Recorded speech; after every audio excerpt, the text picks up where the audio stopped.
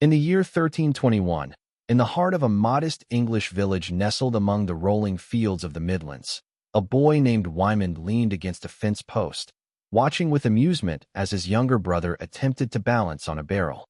The smell of tilled earth lingered in the air, mingling with the faint scent of roasting meat. The manor had declared a rest day after the wheat harvest, a rare occasion when work paused and mirth stirred among the common folk. Festivities in the village were never grand, but they were earnest. On such days, men set aside plows and women their looms. A pig would be slaughtered, ale barrels unsealed, and laughter would echo where, most days, only the scrape of tools or the murmur of prayer was heard. Music, played on crude pipes and beaten drums, offered rhythm to the dancers in the square. Children chased one another while elders watched, sipping slowly from wooden cups. Wymond's father, a man with a crooked back from years of labor, even dared to dance with his wife. Clumsy steps, laughter wrinkled by age. In these fleeting moments, peasant life found its own kind of royalty. Meanwhile, in a world of embroidered banners and carved stone, King Edward II lounged beneath a canopy in the gardens of his palace. His tunic was woven of imported silk, his goblet brimming with wine from Gascony. Courtiers flanked him, watching as jugglers performed with apples and knives. A fool in bright motley caparad before the royal seat, telling scandalous tales and riddles meant to both amuse and flatter. Royal entertainment was no mere pastime. It was a performance of power. Tournaments were staged with meticulous ceremony. Knights in gleaming mail clashed before stands filled with nobles and ladies. These were not just games. They were affirmations of chivalry, martial valor, and noble lineage. The king presided, not as a spectator, but as the central figure around whom the spectacle revolved. But even kings hungered for genuine amusement. Edward, at times, escaped courtly obligations to enjoy more private delights. He relished music and often kept minstrels at court, their songs ranging from heroic epics to bawdy ballads. Hunting, too, was a favored royal pursuit, not merely sport, but a ritual of control over the natural world. Mounted on powerful destriers, kings and their companions chased deer and boar through royal forests, their retinues trailing with horn and hound. For Wymond and his kind, sport was simpler but no less joyful. Wrestling matches drew crowds to the village green, and games like stoolball, a rustic ancestor of cricket, stirred cheers and shouts. Dogs were raced, cockfights wagered upon, and in some towns, a crude form of football was played, often chaotic and borderless, with entire villages chasing a bladder of pigskin through muddy lanes. Not all fun was wholesome. Alehouses provided warmth, drink, and distraction, but also quarrels and vice. Gambling, dice, and carnal pleasures made regular appearances in medieval village life, even as the church frowned upon them. Fun, after all, was both a relief and a rebellion, an assertion of human spirit in a world governed by hardship and divine hierarchy. Reflection comes easily to us now, centuries removed. But within those days of sunlit laughter and starlit songs, both king and peasant sought the same balm: the joy of company, the thrill of play, the brief forgetfulness of burdens. Entertainment was not an escape from medieval life. It was a confirmation that life, however harsh, was still worth celebrating. On the church green during the feast of St. John, the villagers gathered with excitement. The feast was both sacred and spirited, a rare occasion where toil gave way to jubilation. Wooden benches were adorned with wildflowers. A boar turned on a spit over the fire, and the village piper flexed his fingers in preparation. On days like this, amusement was not just allowed, it was essential. It was a blessing, a brief time when the backbreaking rhythm of survival paused to make space for joy. Among the crowd was Wymond, now in his early 20s, helping arrange the stage for a mummers play. These popular performances told biblical tales, legends, or even comic moral lessons, all acted out by villagers in simple masks and hand-stitched costumes. With wooden swords and dramatic voices, they brought to life stories of St. George, wicked kings, and heroic knights. Not from books, for most could not read, but from memory, song, and imagination. The audience laughed and cheered. Children pointed in delight as the dragon, a man in a painted sack, lurched across the stage. The plays were often improvised, body, and chaotic. But they served a purpose greater than mere fun. They educated, they united, and they affirmed a shared culture rooted in story and faith. In the royal courts, entertainment bore a different face but sprang from the same human urge. King Edward II, surrounded by nobles, clergy, and ambassadors, hosted lavish feasts that dazzled with spectacle. Tapestries lined the hall, dishes arrived in waves, from spiced venison to sugared almonds. Between courses, jesters performed riddles and slapstick. Musicians plucked lutes and harps, and acrobats contorted beneath vaulted ceilings. Masquerades, especially on holy feast days like Epiphany or Twelfth Night, brought a sense of inversion to the rigid world of hierarchy. Courtiers might don peasant garb, fools might mock nobles, within limits. This temporary role-play allowed a safe, sanctioned escape from the usual roles of power. Music filled every corner of royal life. Troubadours, often from France or the Iberian Peninsula, sang ballads of courtly love, heroic deeds, and the sorrow of exile. Their songs, both romantic and political, echoed in banquet halls and private chambers alike. A favored bard might gain gold, land, or the enduring affection of a queen. Yet not all entertainment was planned. Both king and commoner were drawn to games of chance. Dice games, backgammon, and rudimentary forms of cards were popular across all classes. For peasants, a few pennies might be wagered. For nobles, entire estates could be lost on a toss. The church condemned such gambling, but it thrived regardless, especially during feast days or in the taverns beyond a bishop's gaze. For Wymond and his friends, merriment also came from seasonal traditions. On May Day, garlands were woven, young couples danced around the maypole, and mischief reigned. During harvest festivals, effigies of the corn spirit were paraded, and the best ale was shared. These were not just moments of relief. They were rituals, deeply rooted in the agricultural calendar and the cycle of human life. Fun, in the Middle Ages, was never far from the sacred. The line between celebration and devotion was thin. Whether in a candlelit chapel or a sun-drenched field, laughter mingled with prayer, and songs of joy rose alongside cries for mercy. In a world so often dark and uncertain, moments of pleasure were not only welcome, they were vital. By the time Wymond reached 30, his life was firmly rooted in the rhythms of village and field. But each year, the arrival of a traveling troupe brought with it a ripple of excitement that stirred even the most stoic elders. These entertainers, minstrels, tumblers, bear trainers, and fire eaters, were the wandering stars of the medieval countryside. They came with news, tricks, music, and tales from places most peasants would never see. One summer, such a group arrived just before Michaelmas.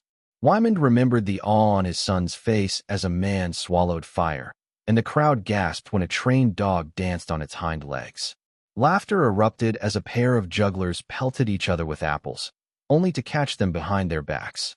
The fair that followed turned the dusty road into a market of marvels. Bright fabrics, smoked eels, ribbons, trinkets, and dice games beneath the table. While these moments seemed lighthearted, the church and local authorities always cast a cautious eye on such gatherings. Pleasure could lead to sin, they warned. Unsupervised crowds might breed gossip, drunkenness, or worse, rebellion. For Wymond, and many like him, fun existed within fragile bounds. He had once seen a neighbor flogged for dancing with a priest's niece during Lent. At court, the balance between indulgence and decorum was equally delicate. When King Edward III came to power, his reign heralded a revival of chivalric ideals, and with it, a new age of courtly pageantry. The king loved splendor, and his entertainments reflected the glory he wished to project. Banquets became spectacles. Guests were dazzled with edible sculptures, flaming desserts, and fountains that poured wine instead of water. The pinnacle of royal entertainment was the tournament. Far more than sport, it was theater, politics, and wargame combined. Knights clad in coats of arms competed in justs before cheering nobility. Banners flew, trumpets blared, and noble ladies awarded garlands to champions. Tournaments were carefully choreographed spectacles, often commemorating a royal marriage, victory, or diplomatic alliance. Yet even here, the danger was real. Helmets cracked, spears splintered, men died, and with each fatal blow, the illusion of playful violence gave way to its harsh reality. For kings and nobles, the hunt remained a favorite pastime. Unlike village games, hunting was a symbol of power. Access to forests and game was a legal privilege fiercely protected. Edward III maintained elaborate hunting parks where deer, boar, and even exotic beasts were kept for royal sport. It was not simply about killing animals. It was about asserting dominance over nature, territory, and tradition. The hunt was conducted with ceremony. Horn calls signaled the start. Hounds bayed and riders galloped through the trees. A successful kill would be celebrated, and the best portions of meat were shared among the elite. The poorest might receive offal, more charity than celebration. For Wymond, the closest he came to such ritual hunting was trapping rabbits or fishing in forbidden streams under cover of night. Poaching was illegal and punishable by fines, imprisonment, or mutilation. Yet in lean winters, many peasants took the risk. Even in amusement, survival was never far from the peasants' thoughts. The Middle Ages knew joy, but it was often shadowed by risk. Pleasure might mean a song by firelight, or a day without pain, or a rare moment of release when laughter echoed louder than the bell of vespers. But always, there was a limit, an edge where joy met judgment. And in that space between delight and danger, medieval people lived, danced, and dreamed. As the years passed, both Wymond and King Edward III entered the later stages of their lives, each bearing the physical and emotional weight of decades. Yet age did not end the human need for celebration. In fact, as death became more tangible, the desire for joy often grew stronger. In village and castle alike, amusement took on a deeper, almost sacred significance. Wymond had become a grandfather. He no longer joined the younger men in the more rowdy games, but watched from a bench outside the alehouse, where laughter rolled like summer thunder. He still attended church feasts and marked the major holidays, Christmas, Easter, Pentecost, with reverence and quiet pleasure. During these holy days, sacred and secular mingled. The village church hosted midnight masses with candlelit chants, and the next morning the village green came alive with music, dancing, and roast meats. Mummers performed, as did carolers who sang both hymns and secular songs. It was a time for generosity. Lords distributed alms, bakers shared loaves, and neighbors exchanged small gifts. Wymond, once a boy chasing pig bladders through the mud, now carved wooden toys for his grandchildren. In royal circles, Christmas was the grandest celebration of all. King Edward's court would migrate to a specially prepared palace, Winchester, Westminster, or Windsor, where halls were draped in velvet and banners, and tables groaned under the weight of pheasants, venison, sugared fruits, and gilded pies. Pages and cupbearers bustled to and fro, and choirs sang in the vaulted chapels. It was during these feasts that masks and pageants took center stage. These were dramatic spectacles of allegory and myth, blending classical references with Christian morality. Nobles in elaborate costumes portrayed gods, virtues, or seasons. Edward himself might take part, disguised beneath a silver mask. Such revels allowed courtiers to play roles, to speak truths in jest, and to flatter or provoke within the safety of art. For the king, these moments were more than entertainment. They were tools of diplomacy and morale. A well-staged pageant could impress foreign ambassadors, reward loyal vassals, or subtly promote the royal agenda. But behind the pageantry was the same truth that animated the village. Humans craved story, song, and shared joy. Even the plague, that grim specter of the 14th century, could not fully extinguish medieval merriment. After the Black Death ravaged England, killing nearly half the population, survivors clung to life with renewed fervor. In Wymond's village, death had taken his brother and 2 neighbors. The churchyard was fuller, the bell rang more often. But after mourning came a fierce gratitude for survival. In some places, this gratitude turned to abandon. Clerics warned against the dancing mania that swept parts of Europe, people leaping and spinning in ecstatic trance, perhaps from grief, perhaps from disease, perhaps from the simple shock of being alive. But in most villages, celebration resumed with solemn joy. Life was fragile, and so every feast became more precious. Wymond saw this in the eyes of his kin. They danced harder, sang louder, prayed deeper. Joy was no longer a luxury. It was a necessity. For kings and commoners alike, Fun in the Middle Ages was never mere diversion. It was ritual, remembrance, resistance. It honored the sacred and defied the sorrowful. It reminded each soul, be they crowned or calloused, that to laugh was not to forget hardship, but to bear it better. And in that, fun was not frivolous.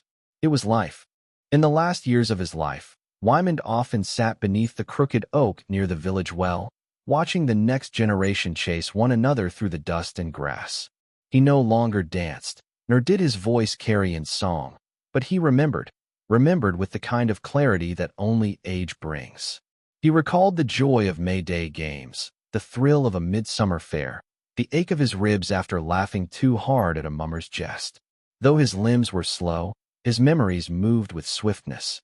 The village, in his time, had changed little. The church had been repaired after the plague, and the manor now passed into the hands of a younger, somewhat kinder lord. But the customs endured. The year still turned through its feasts and fasts, each marked by celebration. Children still sang in Advent, ale still flowed at harvest, and fools still donned masks during Twelfth Night, mocking the world that otherwise mocked them. To Wymond, fun had been his resistance. It had not cured hunger or ended toil, but it had sustained him. In laughter, he had remembered that he was more than a beast of burden. He was a man, a soul. In the final decade of King Edward III's reign, England stood bloodied and glorious. Victories in the 100 Years' War, Crécy, Poitiers, had brought fame, but at a terrible cost. Edward, once the gallant young monarch of pageants and tournaments, had grown old and grave. His sons quarreled. His court grew tense. And still, the machinery of royal entertainment persisted. Even in twilight, the king found comfort in the familiar joys. A lute's tune beneath the vaulted ceiling, a chess match with his eldest grandson, a story whispered by an old minstrel who had sung at his coronation. These pleasures no longer dazzled, they soothed. They reminded him of his youth, of glory and pageantry, of a time when a king's power was wrapped in celebration. Edward had seen how joy could bind a nation. He had used entertainment to unify, to distract, to inspire. But in his final years, joy was no longer policy. It was memory. When he died in 1377, the bells of Westminster tolled long and low. The court mourned with ceremony, yet behind closed doors, musicians still rehearsed. New nobles prepared their entrances. Life continued, as it always did. And fun, yes, fun endured. Because in the Middle Ages, fun was not the absence of seriousness. It was a companion to it. Whether around a village fire or beneath a royal chandelier, it answered the same question: what do we live for, if not to feel, to share, to remember? The games of peasants and the pageants of kings both carried echoes into the future. They shaped festivals, theater, storytelling, even democracy, moments when people, high or humble, came together to laugh, to celebrate, and to remind themselves they were alive. Wymond died quietly one winter's night, his breath curling into the cold air, surrounded by family. The parish priest spoke the rites, and the village, as was tradition, held a small wake. They shared stories, broke bread, and sang old songs by candlelight. They remembered not just his labor, but his laughter. And so, across the centuries, the joy of the Middle Ages endures, not only in the stone of cathedrals or the ink of chronicles, but in the songs, games, and gatherings that still fill our own lives. Not as relics, but as inheritance.